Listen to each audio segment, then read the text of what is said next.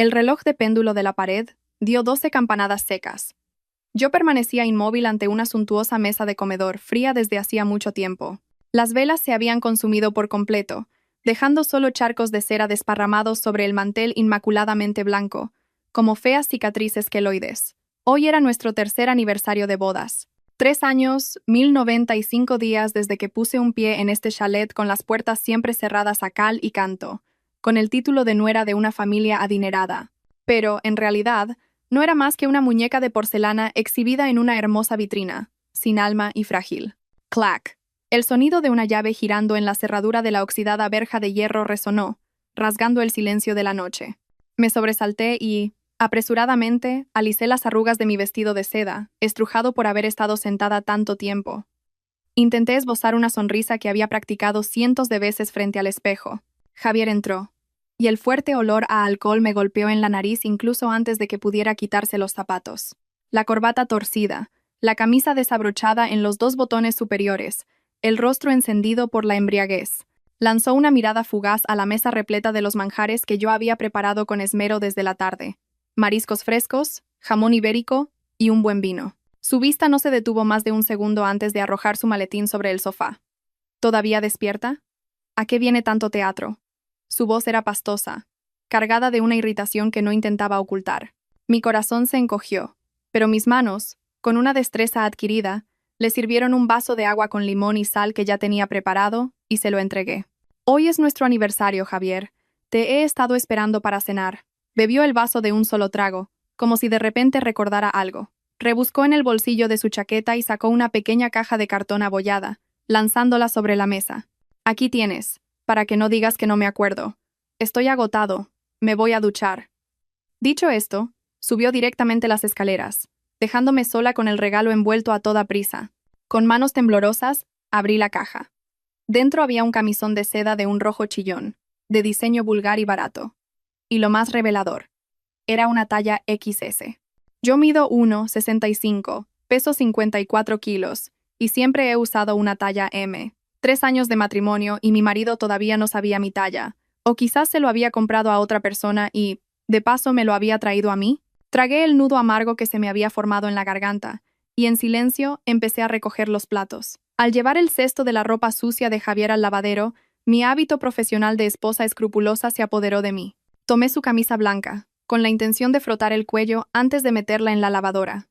El perfume no era el del suavizante con aroma a flor de azahar que yo siempre usaba.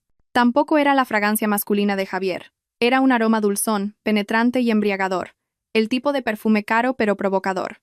Olor a Chanel N05 mezclado con polvos de maquillaje. Mi mano se detuvo en el aire.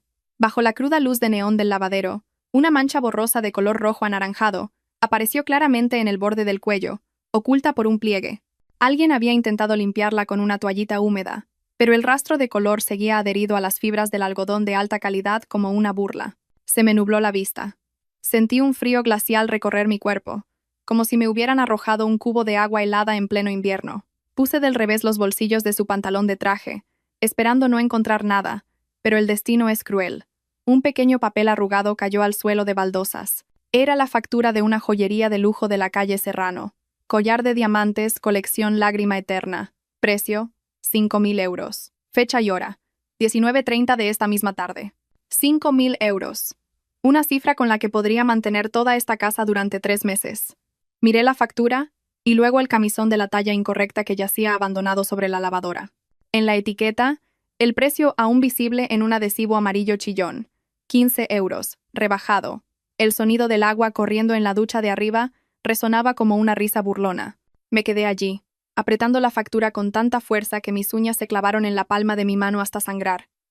Pero no sentí dolor. Solo sentí una náusea abrumadora que me subía por la garganta. A la mañana siguiente, mientras yo estaba atareada en la cocina preparando el desayuno, el timbre de la puerta sonó con insistencia. No era un toque educado, sino uno continuo, apremiante y autoritario. Me sequé rápidamente las manos en el delantal y corrí a abrir. Plantada frente a mí estaba mi suegra, doña Carmen, enfundada en un traje de seda brillante con un estampado de enormes peonías, cargada de bolsas con productos del pueblo. Pero no venía sola. Detrás de ella se escondía una chica muy joven, de piel blanquísima y ojos grandes y redondos, llenos de una inocencia que inspiraba lástima. «¡Mamá!». ¿Por qué no avisó de que venía? Habría mandado al chofer a recogerla. Intenté mantener un tono afable. Doña Carmen soltó un bufido, empujándome a un lado para entrar sin siquiera mirarme. Si espero a que tú me recojas, me muero de vieja en la estación de autobuses. Aparta, que me estoy asando con este sol. La joven detrás de ella inclinó la cabeza y me saludó en voz baja. Hola, señora. Una vez en el salón, doña Carmen se dejó caer en el sofá, abanicándose enérgicamente, y señaló a la chica que permanecía tímidamente en un rincón. Esta es Sofía, la hija de una prima lejana de mi pueblo. Ha venido a Madrid para tratarse un problema de estómago y de paso buscar trabajo. Esta casa es enorme y vosotros todavía no tenéis hijos. Que se quede aquí para que haya un poco de alegría. Es muy buena chica, y tiene más maña que todas esas criadas vagas. Me quedé helada. En esta casa había una regla no escrita. No se admitían extraños. Y ahora ella, de la nada, me traía a una completa desconocida y me obligaba a aceptarla. Mamá, me temo que no es conveniente. Javier trabaja todo el día y yo... ¿Y tú qué? Me interrumpió doña Carmen, con los ojos desorbitados y la voz chirriante como un cuchillo sobre un cristal. Esta casa la compró mi hijo con su dinero. Soy su madre y tengo derecho a decidir quién vive aquí. ¿Qué no era más egoísta y estrecha de miras? Con razón Dios te castiga sin poder tener hijos. Sus palabras fueron como un jarro de agua hirviendo arrojado a mi cara. Durante 3 años, el tema de los hijos había sido una herida abierta en mi corazón, y ella siempre sabía cómo echar sal en ella de la forma más dolorosa. Justo en ese momento Javier bajó las escaleras, impecable con su traje de trabajo. Al ver a Sofía, su mirada se detuvo un segundo.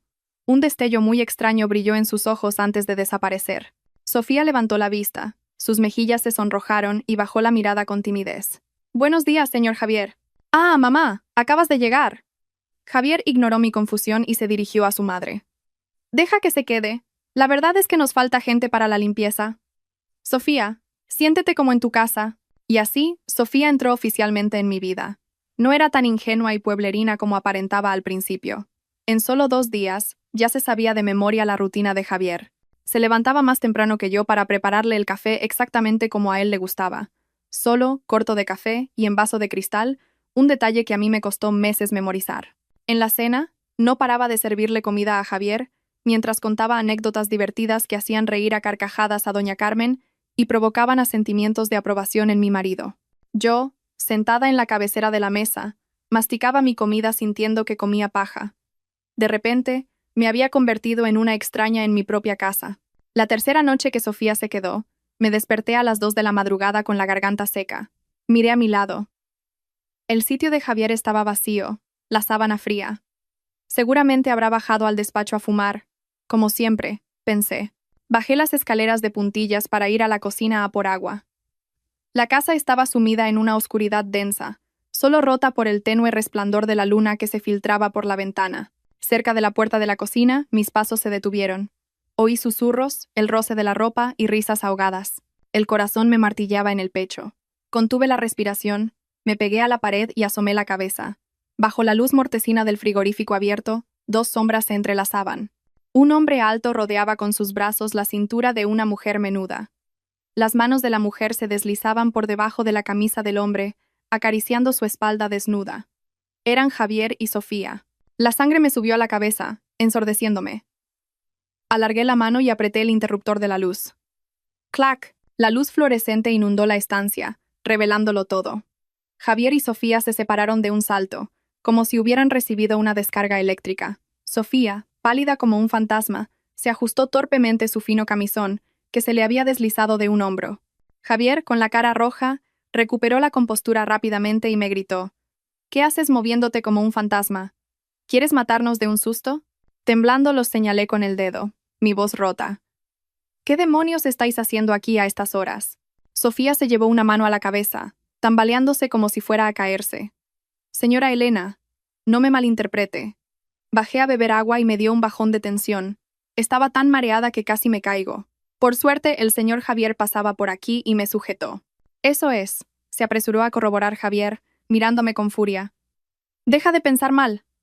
La vi a punto de desmayarse y la ayudé. Hay que ver cómo eres, capaz de ver a alguien a punto de morirse y no hacer nada. Miré a Javier y luego a Sofía, que fingía respirar con dificultad apoyada en la encimera. Una farsa tan torpe que resultaba nauseabunda. Pero lo más aterrador no era su mentira, sino la mirada de Javier.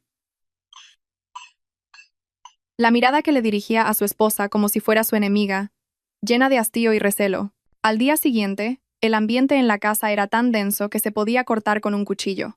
Doña Carmen, sentada en el salón, se hurgaba los dientes mientras veía una telenovela interminable en la televisión, pero sus oídos estaban atentos a cualquier movimiento en el piso de arriba. Recibí un mensaje de la compañía de seguros de Doña Carmen, recordándome que vencía el plazo para pagar la prima periódica, 1.500 euros. Suspiré, fui al dormitorio y descolgué el cuadro de un paisaje que colgaba en la pared para revelar la caja fuerte empotrada. Era donde guardaba mi dote. 5 pequeños lingotes de oro que mi madre me había dado antes de morir, junto con algo de dinero que había ahorrado haciendo trabajos de contabilidad por mi cuenta. Giré la rueda siguiendo la combinación que conocía de memoria, nuestra fecha de boda. ¡Clac! La pesada puerta de la caja se abrió. Metí la mano en el compartimento interior, donde siempre guardaba la caja de terciopelo rojo con el oro, pero mis dedos solo tocaron un espacio frío y vacío. Estaba vacío. Aterrorizada saqué todos los documentos, escrituras y pólizas de seguro. Iluminé cada rincón con la linterna del móvil. No había nada. Los 5 lingotes de oro y los 10.000 euros en efectivo que había sacado del banco la semana anterior se habían desvanecido sin dejar rastro. Mis piernas cedieron y caí al suelo. La cabeza me daba vueltas. Solo 2 personas conocían la combinación de esa caja, Javier y yo. Bajé corriendo las escaleras, todavía con la caja de terciopelo vacía en la mano, mi voz rota. ¿Javier? ¿Dónde está Javier? Javier estaba tomando un café con doña Carmen. Al verme bajar tan alterada, frunció el ceño con fastidio. ¿Qué son esos gritos tan temprano? Un poco de orden. El oro. ¿Dónde está mi oro? Los 5 lingotes y los 10.000 euros de la caja fuerte han desaparecido. Lancé la caja vacía sobre la mesa, las lágrimas brotando de mis ojos. Javier cogió la caja, la examinó y soltó una risa burlona. ¿Desaparecido? ¿Estás de broma? La caja fuerte está en nuestro dormitorio. Tú tienes la llave y tú sabes la combinación. ¿Qué ladrón podría entrar a robar? Solo tú y yo sabemos la combinación. ¿Dónde has metido el dinero? Devuélvemelo. Era el dinero que me dejó mi madre para mi vejez. Grité, agarrándolo del brazo. Doña Carmen se levantó de un salto, apartó mi mano de un manotazo y me señaló directamente a la cara. Insolente. ¿Te atreves a acusar a tu marido de ladrón? Javier es director de una empresa. Le sobra el dinero. ¿Para qué iba a querer tus 4 perras? Pero es que ha desaparecido. Si no ha sido él, ¿quién ha sido? Javier se puso de pie, con el rostro impasible, mirándome con una mezcla de lástima y burla. Elena, últimamente te encuentro muy rara. Ayer veías fantasmas, y hoy dices que te falta dinero. ¿No te acuerdas de que la semana pasada te pusiste el oro para ir a la boda de Laura, y luego se te olvidó dónde lo guardaste? ¿O es que le has dado el dinero a alguna estafa piramidal, y ahora vienes aquí a montar un escándalo? ¿Qué dices? Yo no he... ¡Basta ya!, gritó Javier, golpeando la mesa con fuerza. Deja de hacer teatro. Ve al médico. Creo que tienes un problema mental. Todo el día con paranoias. Y ahora, además, con amnesia. Me quedé paralizada, viéndolos a los dos, uno preparando el terreno y el otro rematando, convirtiéndome de víctima en una loca paranoica. La humillación me ahogaba, impidiéndome pronunciar palabra. Desde la cocina, apareció Sofía con una bandeja de fruta cortada. Pasó a mi lado y esbozó una leve sonrisa. Una sonrisa que duró un instante, pero que fue suficiente para helarme la sangre. No era la sonrisa de una chica de pueblo inocente, sino la de una serpiente venenosa que acaba de inocular su veneno con éxito. Doña Carmen chasqueó la lengua y dijo, como si hablara al aire, pero asegurándose de que yo la oyera perfectamente. Una mujer que no sabe cuidar de sus cosas, con una memoria que le falla. Normal que su marido se canse y se busque a otra. Es ley de vida. ¿A quién culpar? Miré a Sofía sirviéndole con ternura un trozo de manzana a Javier, y luego a doña Carmen, que asentía satisfecha. Una sensación espeluznante me recorrió. Esto no era una coincidencia, era una trampa, y yo estaba justo en el centro. Esa noche, durante la cena, la tensión era insoportable. Serví la comida, incluyendo un plato de bacalao a la vizcaína que antes le encantaba a Javier. Justo al poner el plato en la mesa, el intenso aroma del pescado se extendió por el comedor. Sofía, sentada junto a Javier, se tapó la boca de repente y con el rostro pálido corrió al baño a vomitar. El sonido de las arcadas era desolador. Los ojos de doña Carmen se iluminaron como los faros de un coche. Dejó caer los cubiertos sobre la mesa y corrió tras Sofía al baño, dándole palmaditas en la espalda mientras decía con excitación: «¡Ay, Dios mío! ¿Qué te pasa, hija? ¿Será que tenemos una buena noticia? Javier se quedó inmóvil, con el tenedor suspendido en el aire. Pero vi claramente cómo una sonrisa de suficiencia se dibujaba en sus labios. Poco después, doña Carmen salió del baño sosteniendo a Sofía, tratándola con la delicadeza con la que se maneja un objeto precioso. Sofía se apoyaba en ella, con el rostro tímidamente inclinado y una mano posada sobre su vientre plano. «¡Elena!», gritó doña Carmen, haciéndome sobresaltar. «¿Qué clase de pescado has cocinado? ¿Qué apesta de esta manera? ¿Acaso quieres envenenar a mi nieto? Tíralo, tíralo todo ahora mismo». La miré, atónita. «¿Nieto? ¿De qué habla mamá? ¿Sofía está embarazada?» «Pues claro. Estos síntomas son náuseas de embarazo. Está clarísimo. ¡Qué suerte para nuestra familia!». Doña Carmen reía a carcajadas, olvidando por completo la presencia de su nuera legítima, que permanecía allí, petrificada. «Pero, ¿de quién es el hijo?», pregunté, con la voz seca. La habitación se quedó en silencio. Doña Carmen me lanzó una mirada de soslayo y carraspeó. «De quien sea no es asunto tuyo. Ella es mi invitada de honor en esta casa. Y más te vale cuidarla como es debido. Ve a la cocina ahora mismo y prepárale un caldo de gallina casero para que recupere fuerzas. Rápido». Apreté el borde de la mesa, mis uñas clavándose en la madera. «Mamá, no soy la sirvienta. Tenemos a Pilar para eso. ¿Por qué no se lo pide a ella? Además, ni siquiera sabemos con quién está embarazada, ¿por qué tengo que servirla yo?». Plas. Una bofetada brutal me golpeó en la mejilla izquierda, tan fuerte que me tambaleé y caí contra el borde de la mesa. Me zumbaban los oídos y un sabor metálico a sangre me llenó la boca. Levanté la vista, atónita, hacia Javier. Su mano todavía estaba suspendida en el aire, temblando por la fuerza del golpe. «¡Cállate la boca!», rugió, con los ojos inyectados en sangre, mirándome como si quisiera devorarme viva. «Si mamá te dice que hagas algo, lo haces y punto. Vives en esta casa a cuerpo de rey, y como no sirves para dar hijos, al menos ten la decencia de servir a quien sí puede. No me hagas perder los estribos». Pilar, la asistenta, que estaba en un rincón de la cocina, se tapó la boca, aterrorizada, sin atreverse a decir nada. Sofía se acurrucó en el regazo de doña Carmen, con lágrimas de cocodrilo en los ojos. «Javier, no le pegues, es culpa mía». «Tú no tienes que disculparte por nada», la interrumpió Javier. Luego se volvió hacia mí, me agarró del pelo y tiró de mi cabeza hacia atrás, obligándome a mirarlo a la cara. Acercó su boca a mi oído y susurró cada palabra con una frialdad y una crueldad que parecían salidas del infierno. «Escúchame bien, Elena. Eres un árbol estéril. Si tú no puedes parir, que otra lo haga por ti. El bebé que lleva en su vientre es mi hijo. Si eres lista, te conformarás con mantener tu título de señora de la casa. Si no, te echaré a la calle a vivir con los perros». Me soltó con un empujón tan violento que mi cabeza golpeó el frío suelo. Me quedé allí tendida, incapaz de llorar por el inmenso dolor. El título de esposa, los 3 años de supuesta relación, todo se había hecho añicos con esa bofetada y esas palabras. No solo querían echarme, querían convertirme en su criada, en un cascarón vacío al que pisotear antes de desechar. A la mañana siguiente me desperté con la cabeza a punto de estallar y una mejilla hinchada y amoratada, con la marca de 5 dedos impresa. Busqué a tientas mi móvil en la mesilla de noche, pero la superficie estaba vacía. Revolví las sábanas, los cajones, debajo de la cama. Mi iPhone, mi iPad y mi portátil de trabajo habían desaparecido sin dejar rastro. Corrí hacia la puerta de la habitación para bajar a preguntar, pero el pomo no giraba. Estaba cerrada con llave desde fuera. «¡Abrid la puerta! ¿Hay alguien ahí? ¡Abridme!». Golpeé la puerta con fuerza, gritando desesperada. La gruesa puerta de madera permaneció en silencio. Unos 15 minutos después oí el sonido de una llave. La puerta se abrió, pero quien estaba allí no era Javier ni Pilar, sino Sofía. Llevaba puesto mi camisón de seda rojo, el que Javier me regaló por el aniversario. En su mano, un manojo de llaves, y en su rostro, una sonrisa radiante, pero su mirada era gélida. «Ah, Elena, ¿ya te has despertado? Javier me ha dicho que estás sufriendo una depresión muy fuerte, y que a veces te pones agresiva, así que necesitas un espacio tranquilo para recuperarte. El médico dice que no debes usar aparatos electrónicos. Las ondas no son buenas para los nervios. Devuélveme mi teléfono». «¿Pretendéis encerrarme?». Me abalancé para quitarle las llaves, pero ella retrocedió rápidamente. 2 hombres corpulentos vestidos de vigilantes de seguridad aparecieron detrás de ella, bloqueando la puerta.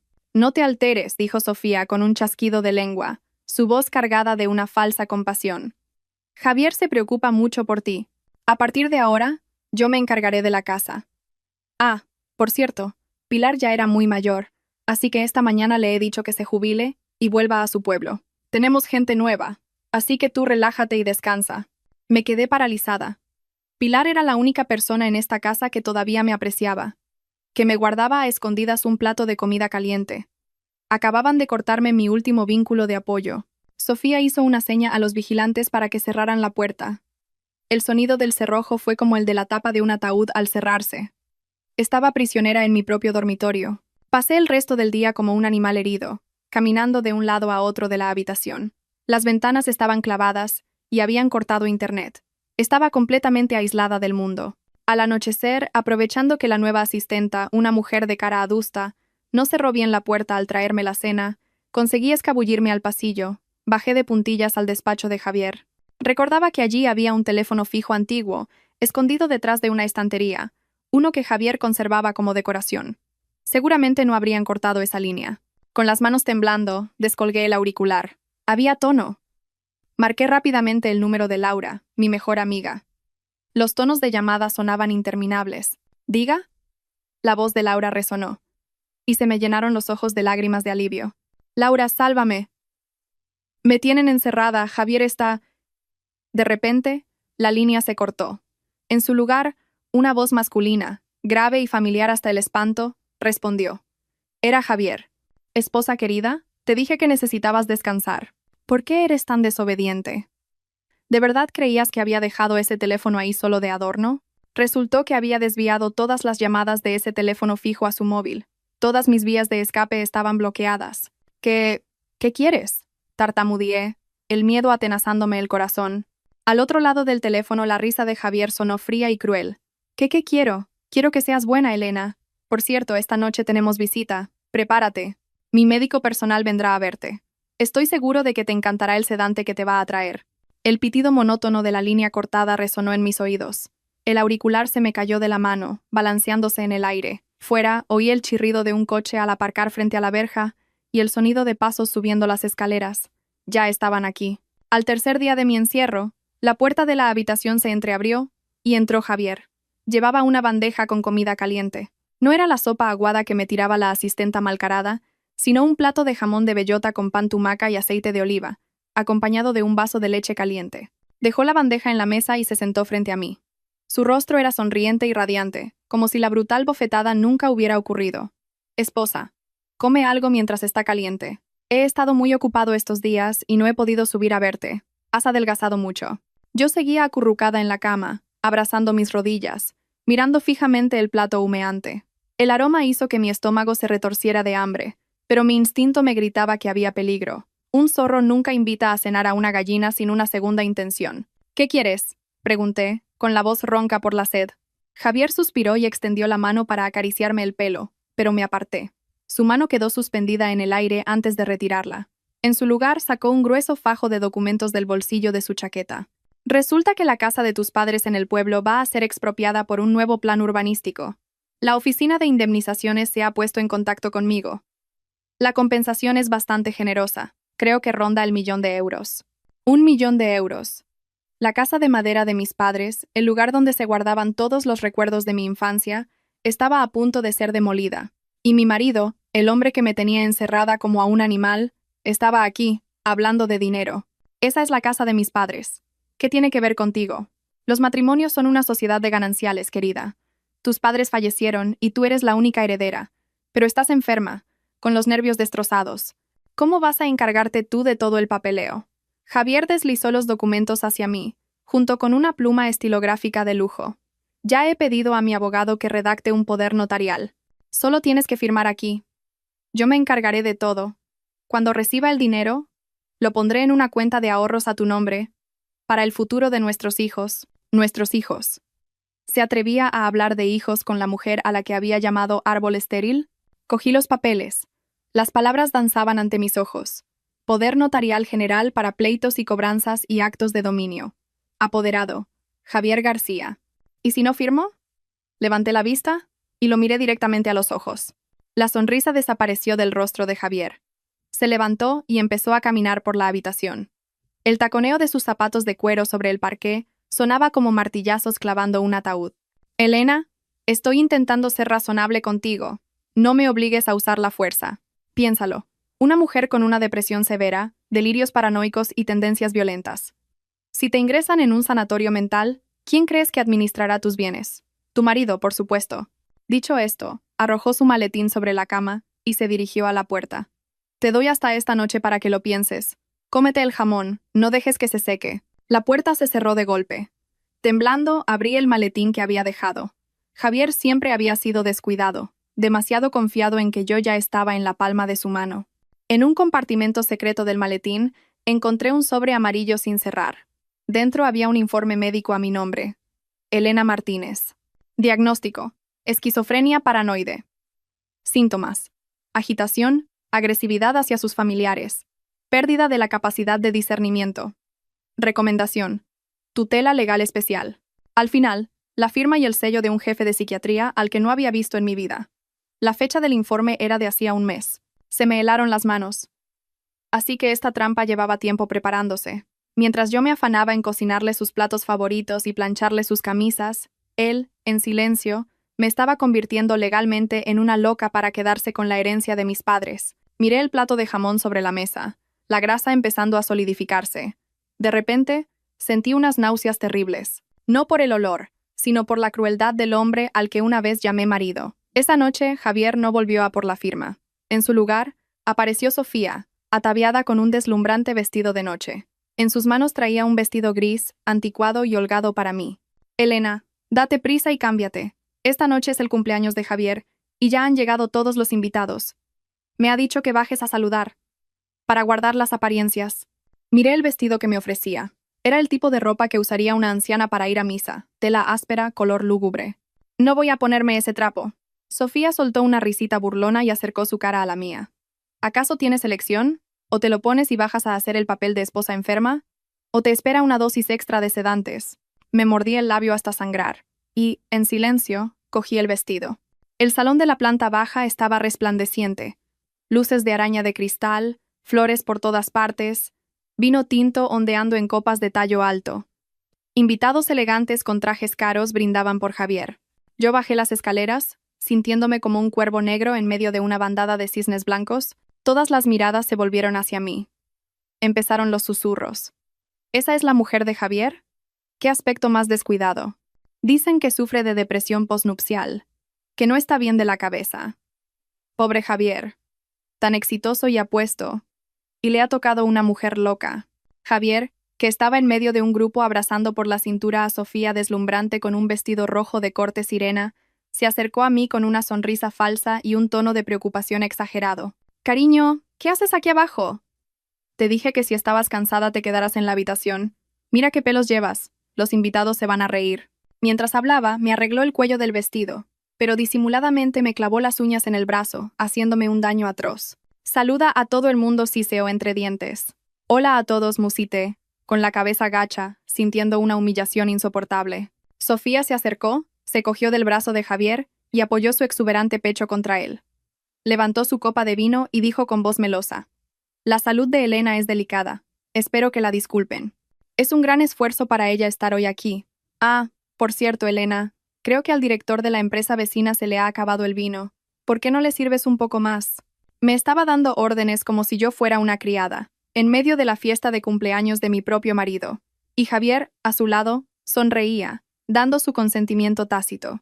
Apreté los puños, cogí la botella de vino y caminé, tambaleándome entre las miradas inquisitivas. Cada paso era como caminar sobre brasas. «¡Ah!». El grito agudo de Sofía resonó en la sala. Me di la vuelta y la vi tirada al pie de la escalera. Se abrazaba el vientre, con el rostro contraído de dolor, y me señaló. «Elena, ¿por qué me has empujado?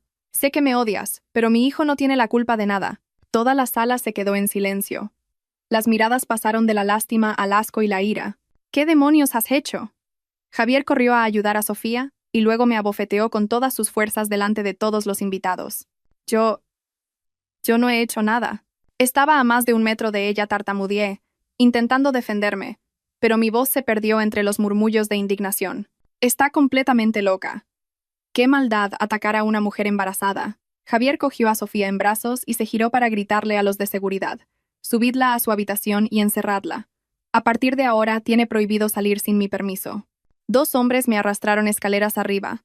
Al mirar atrás a través de mis lágrimas, vi a Sofía acurrucarse en el pecho de Javier. En la comisura de sus labios, una sonrisa de victoria dirigida exclusivamente a mí. A la mañana siguiente, me despertó el sonido de una fuerte discusión en el piso de abajo. ¿Cómo que el terreno no se puede vender? ¿Y de dónde saco yo ahora el dinero para pagar a esos matones? Era la voz de Javier. Sonaba desesperada y furiosa. Pegué la oreja a la puerta. Parecía que la venta del terreno había encontrado un obstáculo. Esta era mi oportunidad. Si Javier estaba acorralado, bajaría la guardia. De repente, una oleada de náuseas me invadió. Corrí al baño y vomité violentamente, aunque solo expulsé bilis amarga. Esta sensación, me llevé una mano al vientre. Llevaba 2 meses sin la regla. Con tanto estrés y ansiedad, había pensado que era un desarreglo hormonal, pero estas náuseas, este agotamiento extremo, había leído muchísimos libros sobre el embarazo durante los 3 años que había anhelado tener un hijo. Estaba embarazada. Estaba realmente embarazada. Una alegría inmensa se abrió paso entre las capas de miedo. Este niño era mi esperanza, la razón por la que tenía que ser más fuerte. Pero en ese momento, oí unos pasos apresurados subiendo las escaleras. ¡Bum! La puerta de la habitación se abrió de una patada. Javier irrumpió, con los ojos inyectados en sangre, el pelo revuelto y la corbata aflojada. Se abalanzó sobre mí, me agarró por el cuello de la camisa y me sacudió. Firma. Fírmalo de una vez. ¿Hasta cuándo vas a seguir con este juego? ¡Suéltame! Estoy embarazada, grité, esperando que un ápice de conciencia paternal lo detuviera. Javier se detuvo un segundo. Miró fijamente mi vientre, y luego soltó una carcajada salvaje y distorsionada. ¿Embarazada? ¿Ahora vas a usar el mismo truco que Sofía para asustarme? 3 años sin poner un solo huevo y, justo cuando te voy a echar a la calle, ¿resulta que estás embarazada? ¿Crees que soy idiota? Es verdad. Si no me crees, llévame al médico. No tengo tiempo para tus tonterías. Me apartó de un empujón, me arrastró hasta el escritorio y me aplastó la cabeza contra el fajo de papeles. Firma. Los acreedores están en la puerta. Si no firmas, no me culpes por lo que pueda pasar. No, es la casa de mis padres. Luché con todas mis fuerzas, tratando de liberarme de su agarre de hierro. En medio del forcejeo, Javier me empujó con violencia. Perdí el equilibrio y me tambaleé hacia atrás. Mi pie tropezó con el borde de la alfombra y caí de espaldas. Mi espalda se golpeó brutalmente contra la esquina afilada de un armario de madera. ¡Ah! Un dolor agudo me desgarró el vientre. Me acurruqué, sudando frío. Javier se quedó inmóvil, jadeando. Me miró mientras me retorcía en el suelo, con un atisbo de pánico en sus ojos. ¡Levántate! ¡Deja de fingir!, gritó con la voz temblorosa. Intenté incorporarme, pero el dolor era tan intenso que no podía moverme. Y entonces sentí un líquido cálido que fluía entre mis piernas. Sangre. Sangre roja y brillante que empapaba mi camisón gris y se extendía por el suelo de baldosas blancas, como una flor trágica floreciendo en la desgracia. Mi bebé. Sollocé, tocando el charco de sangre con manos temblorosas. Al ver la sangre, el rostro de Javier se quedó sin color. Retrocedió, chocando contra el escritorio y haciendo caer un jarrón que se hizo añicos. Justo en ese momento, la voz de Sofía llegó desde abajo. Javier, cariño, me duele mucho la barriga, creo que estoy de parto. Salva a nuestro hijo. Javier se sobresaltó. Me miró, yaciendo en un charco de sangre, y luego miró hacia la puerta. Entre su esposa, que estaba sufriendo un aborto real, y su amante, que estaba actuando abajo, tenía que elegir. Y eligió. Tú arréglatelas como puedas. Tengo que llevar a Sofía al hospital. Mi hijo es más importante. Se dio la vuelta y salió corriendo. Sus pasos apresurados se perdieron escaleras abajo. Me quedé sola en el frío suelo. La sangre seguía fluyendo, llevándose consigo la pequeña vida a la que ni siquiera había tenido tiempo de poner nombre. El dolor físico no era nada comparado con el dolor de mi corazón. Sentí como si alguien me lo hubiera arrancado, lo hubiera estrujado y lo hubiera arrojado al fango. Ya no lloraba. Mis lágrimas se habían secado. Me quedé allí, mirando el techo blanco, mis ojos vacíos, sin alma. En el silencio de una muerte inminente, algo dentro de mí murió para siempre, dejando paso a un demonio que acababa de despertar. 3 días después, desperté en una habitación hermética y sin ventanas. Las 4 paredes estaban acolchadas con espuma gruesa, del tipo que se usa en las salas de aislamiento para pacientes psiquiátricos violentos. El intenso olor a desinfectante me golpeó la nariz. Resultó que no me habían llevado a un hospital. Me habían llevado al sótano del chalet, que antes se usaba como bodega. ¡Clac! La puerta se abrió. Un hombre con bata blanca y mascarilla entró, seguido por Javier. «Doctor, ¿cómo se encuentra mi mujer?», preguntó Javier, con una falsa voz compungida. La paciente ha sufrido un grave trauma psicológico tras el shock del aborto. Un caso de embarazo psicológico provocado por su deseo extremo de ser madre. Ahora es muy peligrosa. Necesita sedantes fuertes y aislamiento total. Embarazo psicológico. ¿Se atrevían a decir que mi hijo de carne y hueso era falso? Quise abalanzarme sobre ellos y destrozarlos, pero mis manos y pies estaban atados a la cama con correas de cuero. El supuesto doctor sacó una jeringuilla con un líquido verdoso. Se acercó y me dio unas palmaditas en la vena del brazo. «Tranquila, bonita, con esto te olvidarás de todo». La aguja se clavó en mi piel, un dolor agudo. La droga entró en mi cuerpo. Una sensación de entumecimiento se extendió por todas partes. Mi mente se nubló, mis párpados pesaban. Antes de sumirme en la oscuridad, oí la risa burlona de Javier. «Siga inyectándoselo hasta que quede atontada. Cuando llegue el momento de firmar los papeles, solo tendré que coger su mano y poner su huella. Maldita sea, la muy estúpida de su madre, hasta muerta sigue dando problemas». Los días siguientes fueron un infierno. No sabía si era de día o de noche. Cada pocas horas, el falso doctor o Sofía bajaban a inyectarme la droga. Sabía que si esto continuaba, me volvería loca de verdad o moriría lentamente en ese sótano. Tenía que mantenerme lúcida. En la siguiente inyección, cuando entró Sofía, estaba tan absorta enviando mensajes de texto con su amante que, mientras me pinchaba, aproveché para tensar el músculo del brazo. La aguja se desvió y parte de la droga no entró en la vena, sino que formó un bulto doloroso bajo la piel. Dolía, pero podía soportarlo. Cuando se fue, con todas mis fuerzas, froté mis muñecas contra el afilado borde metálico de la cama para aflojar las correas. La sangre manaba de mis muñecas, pero no me detuve. Escupí la pastilla sedante que me habían obligado a tomar y la escondí bajo el colchón. Esa noche, en un raro momento de lucidez entre los delirios provocados por la abstinencia de la droga, usé mis uñas, largas y sucias, para arañar la pared acolchada. Escribí sus nombres, uno por uno. Javier García, Sofía Pérez, Doña Carmen. Y tracé una cruz sobre cada nombre con la sangre de mis dedos. Cada trazo era un juramento. Si salía viva de aquí, les haría pagar 1000 veces por esto. Catch. Un ruido extraño vino de la rejilla de ventilación del techo. Una pequeña sombra se coló por la abertura y cayó al suelo. No era una persona. Era una rata. Me miró, con sus ojos rojos brillando en la oscuridad. La miré y solté una risa ahogada. En el fondo de este pozo, hasta una rata era más libre que yo.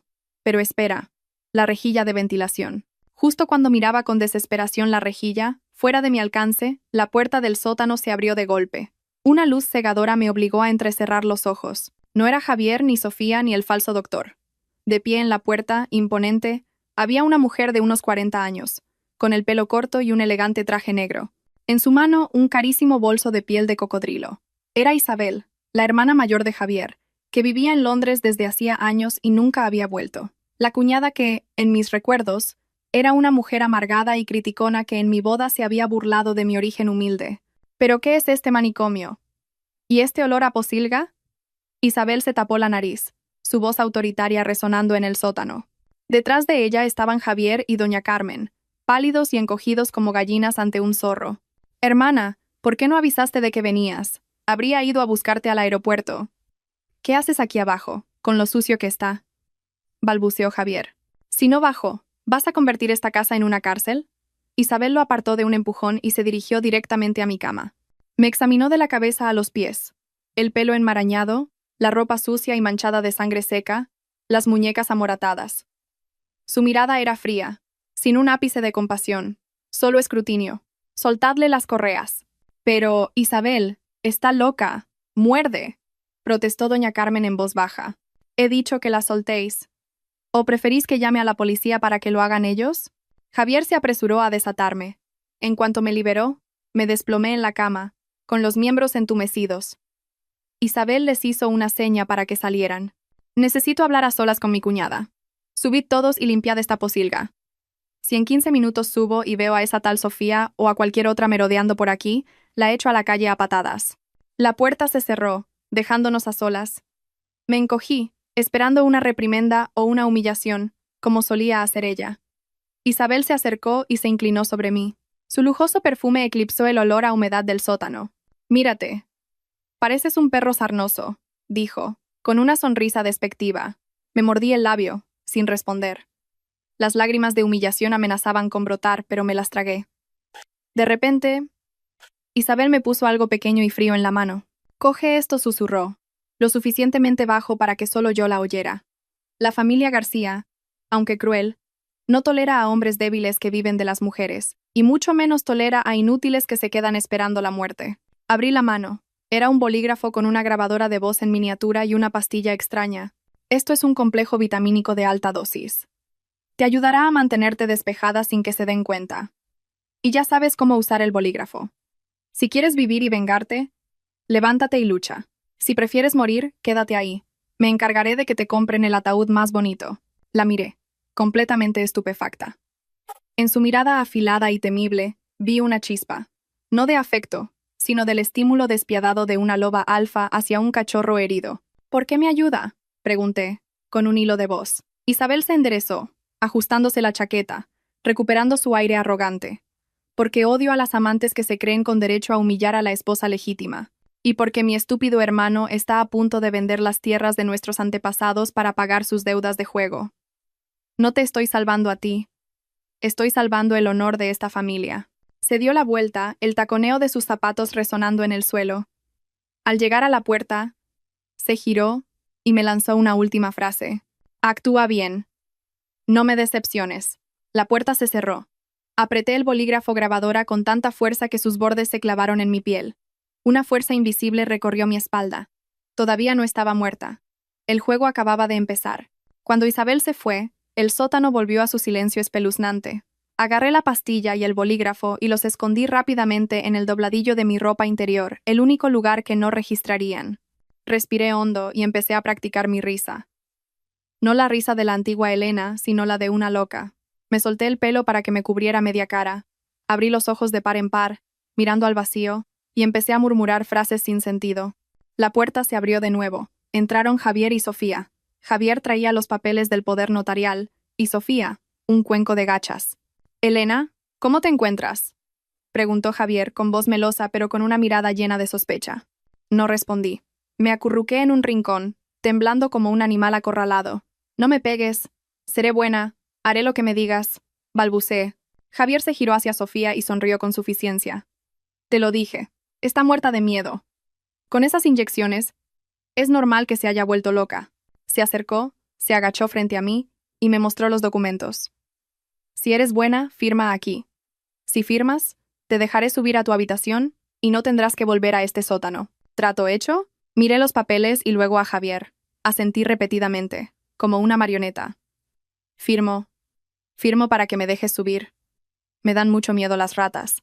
Javier sacó su pluma estilográfica del bolsillo para dármela, pero yo retiré la mano, negando con la cabeza y señalando el bolígrafo barato que él llevaba en el bolsillo de la camisa, en realidad, el que Isabel me había dado, y que yo había cambiado hábilmente por el suyo, mientras me desataba. Ese boli es más bonito.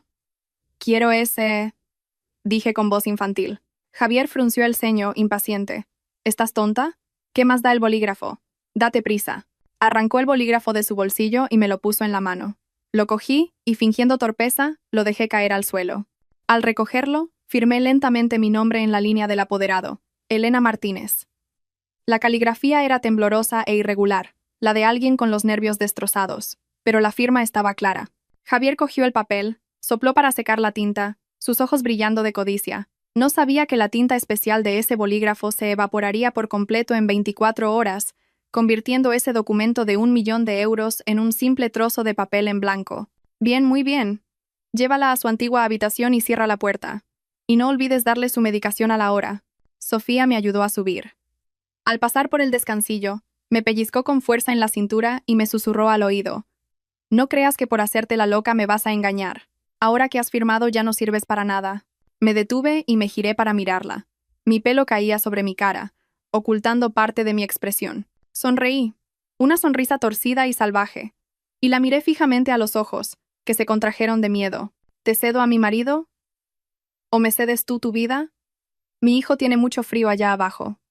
Dice que quiere que alguien le haga compañía. Mi voz sonó como un silbido, como el viento colándose por una rendija. Sofía dio un respingo y casi se cae escaleras abajo. Pálida como la cera, tartamudeó. ¿Qué dices? Inmediatamente volví a mi papel de loca inofensiva.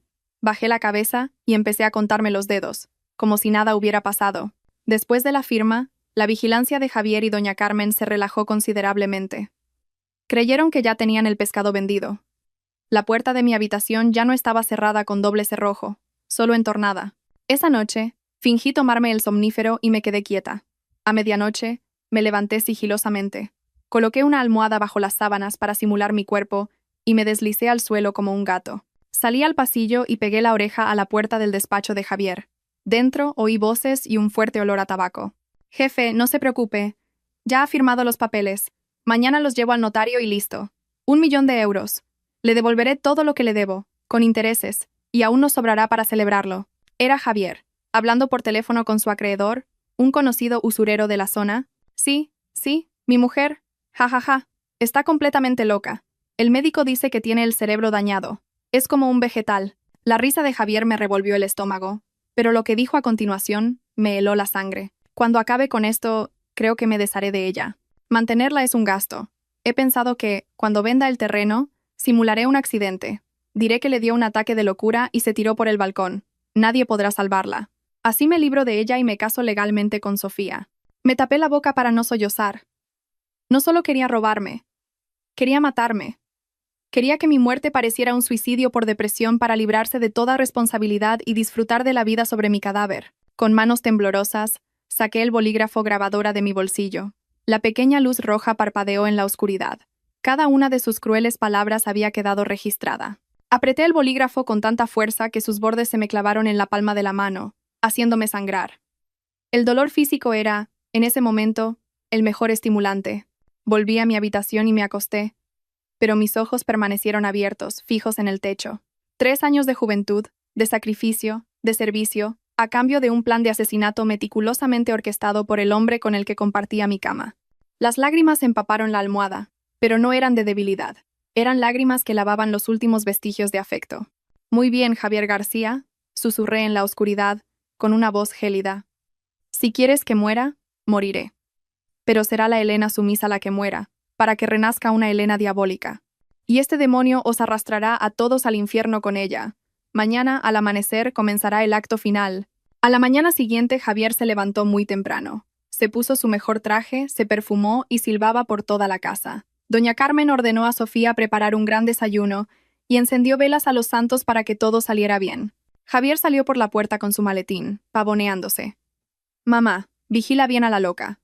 Voy al notario y luego pasaré por el banco a sacar el dinero. Esta tarde lo celebraremos en un restaurante de 5 estrellas. Yo, desde el balcón del 3er piso, lo vi salir con su coche de lujo.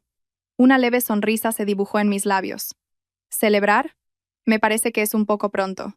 Unas 2 horas después, mientras yo representaba mi papel de loca peinando a una muñeca rota en el pasillo, el timbre sonó con estrépito. No era Javier. Eran un grupo de hombres tatuados, armados con palos y navajas. ¿Dónde está Javier?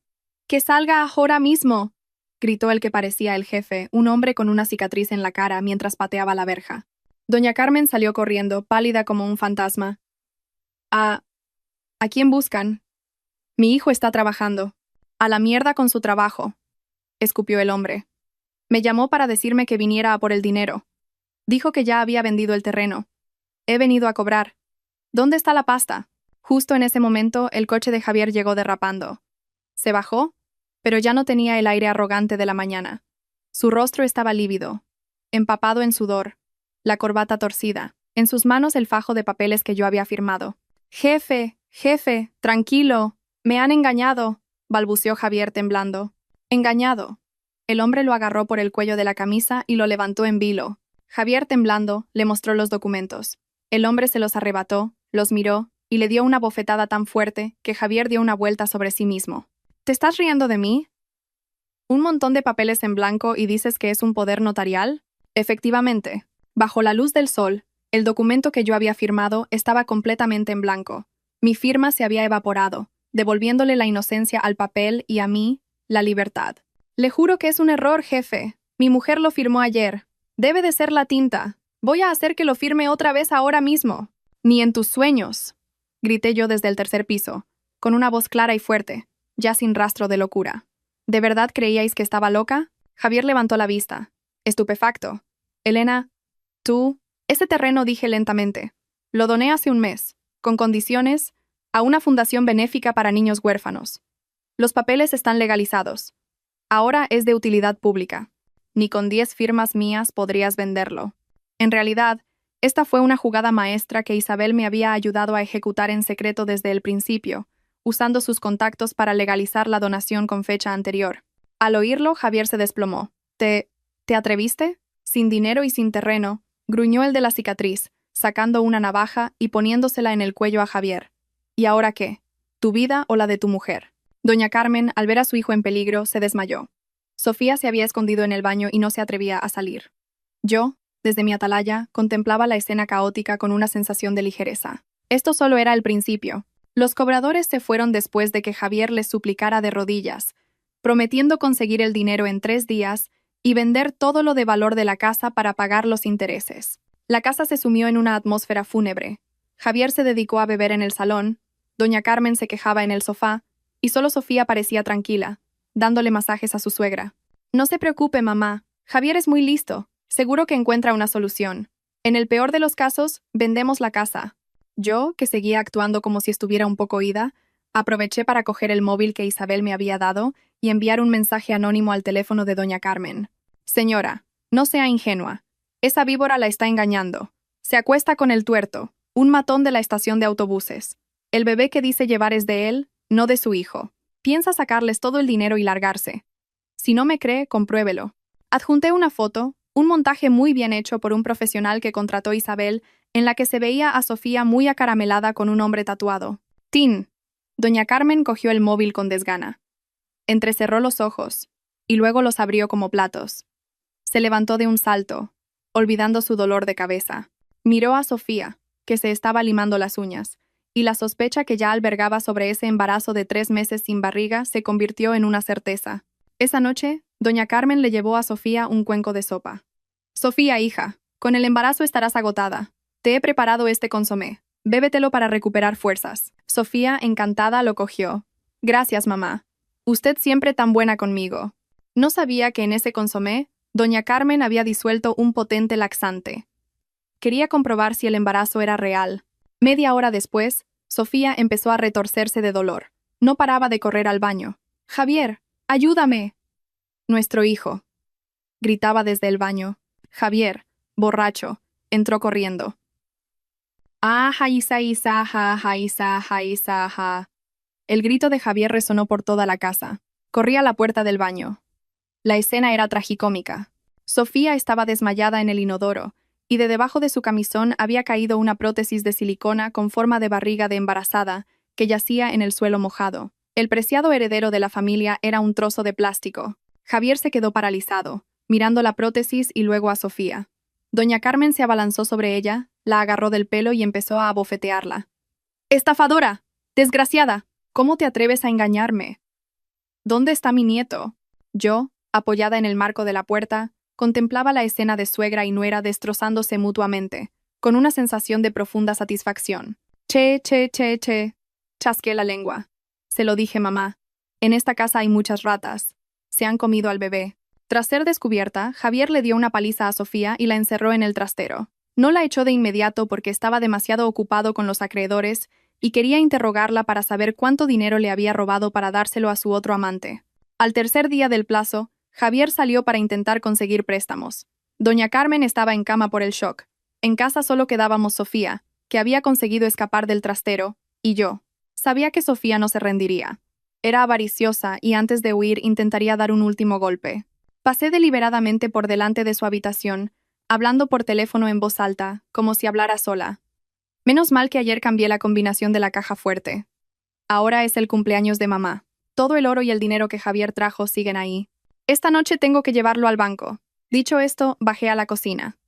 A través de la cámara de seguridad que había conseguido volver a conectar a mi móvil, vi a Sofía salir de su habitación.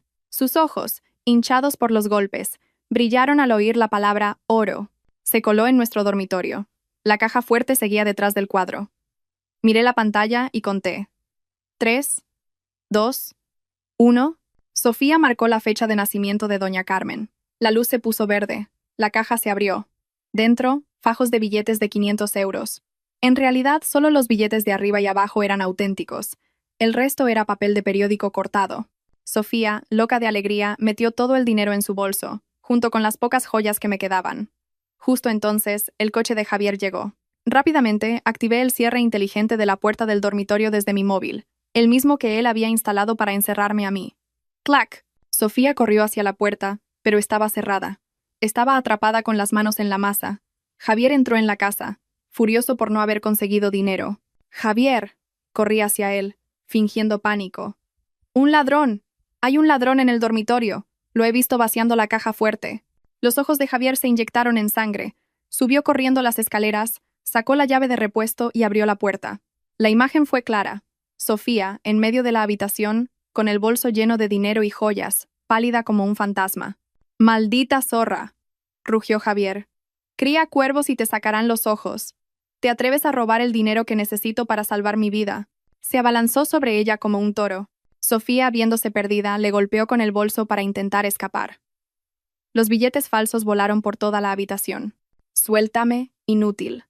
Si tú te vas a morir, al menos déjame vivir a mí», gritó ella, arañándole la cara. Los dos rodaban por el suelo golpeándose y lanzándose los peores insultos. Yo, desde el pasillo, grababa toda la escena con mi móvil. De repente, Javier agarró un pesado jarrón de bronce, lo levantó, con los ojos inyectados en sangre, apuntando a la cabeza de Sofía. «¡Muere, maldita! ¡Detente!», grité. No para salvar a Sofía, sino para evitar que Javier se convirtiera en asesino demasiado pronto. El espectáculo debía continuar. Tenía que pagar ante la ley, no en la cárcel por matar a una amante barata. El brazo de Javier se detuvo. Se giró para mirarme, jadeando, y en ese preciso instante, las sirenas de la policía sonaron frente a la casa. Sonreí y levanté el móvil. «Javier, Sofía, sonreíd. Estáis en directo y tenéis 10.000 espectadores». Después de aquella noche de retransmisión en directo, el chalet que una vez fue el orgullo de la familia García parecía una casa encantada. La imponente verja de hierro, ahora manchada con pintura roja de los cobradores, permanecía cerrada. Dentro, el aire olía a humedad, a alcohol y a miedo. A Sofía se la llevaron esa misma noche. Javier no fue arrestado de inmediato porque ella, en su pánico, fue lo suficientemente calculadora como para no delatar a su cómplice, guardándose esa carta para negociar su futuro. Pero para Javier, vivir en ese momento era peor que morir. Yo estaba sentada en el dormitorio, esperando. Como había previsto, a las 2 de la madrugada oí sus pasos pesados y tambaleantes. La puerta se abrió y entró Javier. Apenas lo reconocí. Era un despojo, barba de varios días, ojeras profundas, la ropa arrugada y apestando a alcohol barato y sudor. Me miró, ya sin arrogancia, solo con una súplica patética. Elena dijo con voz ronca. Se tambaleó hacia mí y de repente se arrodilló. Sus rodillas golpearon el suelo de madera con un sonido seco. Javier García, el hombre que me había tratado como a basura, que me había pateado estando embarazada, estaba ahora arrodillado a mis pies, agarrando el bajo de mi vestido como un náufrago. «Elena, me equivoqué. Sé que me equivoqué. Sálvame. Habla con Isabel, pídele que me dé dinero. Si no, esos matones me matarán. Me han dado hasta mañana». Lloraba, llenando mi vestido de mocos y lágrimas. Lo miré con un asco infinito, recordando la noche en que me echó de casa, el golpe que mató a mi hijo. Mi compasión había muerto con mi bebé. «¿Que le pida ayuda a Isabel?», dije, con una calma gélida. «Conoces a tu hermana. Antes tiraría el dinero por la ventana que dárselo a un parásito como tú. Ha vuelto para salvar el patrimonio familiar, no para salvarte a ti». Javier levantó la vista, pálido. Soltó mi vestido, desesperado. «Entonces, ¿qué hago? Estoy muerto. Elena, esposa, tú eres contable. Seguro que tienes dinero guardado. Préstamelo. Te juro por el alma de mis padres que si salgo de esta, cambiaré. Te trataré como a una reina». Más promesas. Estaba harta de sus promesas. Suspiré, fingiendo dudar. Me incliné y puse una mano en su hombro. «Yo no tengo dinero. Sabes que tu madre controlaba mi sueldo. Pero...». Bajé la voz, creando un aura de misterio. Conozco una forma de conseguir mucho dinero. Y rápido. Javier se irguió, sus ojos brillando con una esperanza demencial. ¿Cómo? Dime. Haré lo que sea. Las acciones de la empresa, dije lentamente. Eres el director, posees el 40%. Podrías venderlas. Conozco a alguien en un fondo de inversión de riesgo que quiere comprar la empresa. Si firmas la transferencia, el dinero estará en tu cuenta mañana mismo. Javier dudó. Eso es ilegal. Necesito la aprobación del Consejo de Administración. ¿Y qué más te da? Lo interrumpí. De todos modos estás acabado. O te matan mañana, o te arriesgas. Además, soy la jefa de contabilidad. Puedo falsificar los libros para cubrirte. Cuando pagues tus deudas, las recompramos. Lo miré a los ojos, con una sinceridad fingida. Aposté a su miedo y a su codicia. De acuerdo, dijo finalmente, con voz temblorosa pero decidida. Hazlo. Confío en ti, Elena. Sonreí, una sonrisa dulce que ocultaba una daga. Muy bien. Dúchate y descansa. Mañana iremos temprano a la empresa. Al día siguiente, me reuní con Isabel en una cafetería discreta. ¿Ha picado el anzuelo? Preguntó ella. Sí. Está en casa preparando el contrato de venta fraudulenta que le di. Isabel sonrió con suficiencia y me entregó un pendrive. Aquí están todas las pruebas de su malversación de fondos, facturas falsas, sobornos. Llevo años recopilándolas. Con esto y la venta ilegal de acciones que le vas a atender, se pasará al menos 20 años en la cárcel. Cogí el pendrive. No sentía remordimiento. Era justicia. Gracias, Isabel. No me des las gracias todavía. Prepárate para el acto final. Mañana, en la firma, quiero verlo derrumbarse. Quiero que entienda el precio de traicionar a su familia. El día de la firma, el cielo de Madrid estaba gris. Javier, con su mejor traje, intentaba ocultar su nerviosismo. Fuimos a la sala de juntas de la empresa. Estaba vacía, salvo por un grupo de personas de espaldas a nosotros. ¿Y los inversores? Susurró Javier. Son sus abogados. Esperan a que firmes para hacer la transferencia. Siéntate y firma. Javier, cegado por la avaricia y el pánico, firmó sin leer. Ya está. ¿Y el dinero? ¿Dinero? Me levanté, conecté el pendrive al proyector. Dinero no hay. Pero sí un billete de despedida. La pantalla se iluminó. Extractos bancarios, conversaciones con Sofía planeando el desfalco y finalmente el vídeo de él firmando el contrato fraudulento hacía unos minutos. Javier se levantó de un salto, pálido. ¿Qué es esto? Elena, ¿qué has hecho?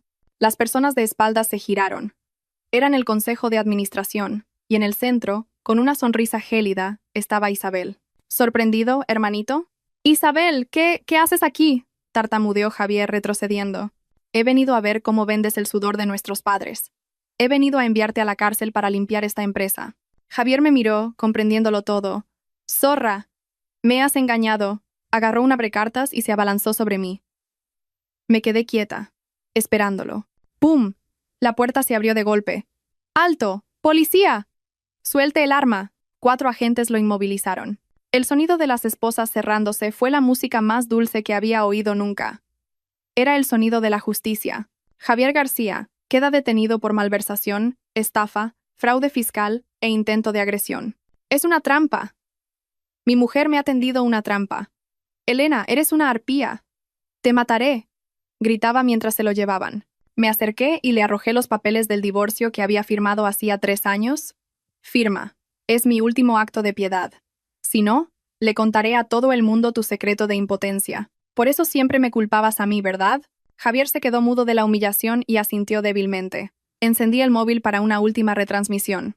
Hola a todos. La obra ha terminado. El villano ha sido capturado. Gracias por seguir mi viaje. Nunca guardéis silencio ante el mal. Afuera, empezó a llover. Dejé que la lluvia me empapara, lavando el maquillaje, la suciedad, el dolor de 3 años. Mi corazón por fin estaba en calma. Estaba libre. Javier fue condenado a 20 años de cárcel. Sofía, a 5. Solo quedaba una persona. Volví al chalet por última vez. Estaba oscuro y vacío. En la habitación de doña Carmen, un olor nauseabundo me golpeó. Estaba postrada en la cama, paralizada por un derrame cerebral que sufrió al enterarse de la detención de su hijo. Había estado sola, hambrienta y sucia durante 2 días. Al verme, intentó hablar, extendiendo una mano temblorosa. Ayuda. La miré. La mujer que me había humillado, que me había llamado estéril, que había aplaudido la idea de mi muerte. La compasión que sentí se desvaneció al recordar a mi hijo, Llamé a un centro de asistencia social. Quiero informar de una anciana abandonada y enferma. Sí, esta es la dirección. Yo pagaré los primeros 3 meses de su cuidado. Después, que la suerte la acompañe. Dejé un vaso de agua y un poco de pan a su lado y me fui. No te vayas, gimió. Siembras lo que cosechas, mamá, dije sin girarme. No soy una santa para salvar a quien ayudó a matar a mi hijo. Adiós. Cerré la puerta de esa casa y de ese pasado para siempre. 3 años después, en un soleado día de otoño en Madrid, yo estaba en mi despacho. En la placa de la puerta ponía Elena Martínez, directora de la Fundación Girasol de Apoyo a la Mujer. Con mi herencia, había creado un refugio para mujeres maltratadas, como yo lo fui. Tocaron a la puerta. Era Isabel, con un ramo de girasoles. Enhorabuena, cuñadita. Has superado mis expectativas. Gracias, Isabel. Sin ti, seguiría en ese sótano. Hablamos de trabajo, de futuro. Nadie mencionó a Javier. Esa tarde, conduje hasta un pequeño monasterio en la sierra. Encendí una varilla de incienso ante una pequeña tablilla sin nombre, que solo decía, el amado hijo de mamá. Le susurré que estaba bien, que era fuerte, que estaba ayudando a otras madres para que ningún otro niño sufriera su destino. Al salir, el sol del atardecer lo bañaba todo de oro. Miguel, el abogado que me había ayudado y que había esperado pacientemente a que mi corazón sanara, estaba junto a mi coche. No dijo nada, solo me ofreció un pañuelo al ver mis ojos húmedos. Cuando estés lista, nos vamos. Mi madre ha hecho sopa de pescado. Dice que sin ti, no le sale igual de buena. Lo miré y luego al cielo. El pasado es una cicatriz que nunca desaparece, pero me recuerda que luché, sufrí y sobreviví con orgullo. Sonreí y tomé su cálida mano. Sí, vamos a casa.